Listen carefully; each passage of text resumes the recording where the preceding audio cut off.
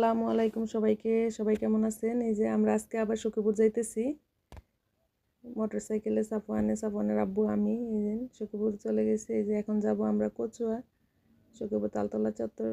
এটা কচুয়া রোডে যাইতেছি, তো দরকার আছে কচুয়া, সেজন্য কচুয়া রওনা দিলাম। তার মধ্যে পথে অনেক সুন্দর সুন্দর সরষে ক্ষেত, দেখেন কি সুন্দর ফুল ফুটছে সরষে ক্ষেতে। সাফওয়ানের আব্বুরে বললাম যে দাঁড়ান একটু ছবি তুলি, হ্যাঁ ঠান্ডার মধ্যে ছবি তুলন লাগবো না। তারপরে আমরা যে দুপুরে খাওয়া দাওয়া করলাম, রুটি, মিষ্টি আর ডাউল ভাজি। আমার কাছে কিন্তু এই খাবারটা ভালোই লাগে, ডাউল ভাজি মিষ্টি দিয়ে পরোটা দিয়ে। সেই জন্য অন্য কিছু খাইতে ইচ্ছে করলো না, এটাই খাইলাম। ওর আব্বু বললো অন্য কিছু খাও, আমি এটাই খাইলাম, এই যে ডাউল ভাজি আর রুটি। তারপরে দোকানে চলে আসলাম আবার সখীপুরে এসে।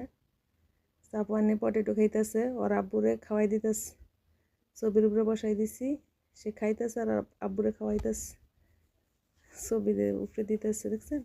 তারপরে দই নিয়েছিলাম 4টা, সেটা আর খাওয়া হয়নি, নিয়ে আসছি বাড়িতে। বাচ্চারা রয়েছে সেই জন্য, যে বাচ্চাদের জন্য একটা একটা। সবাই ভালো থাকবেন, আল্লাহ হাফেজ।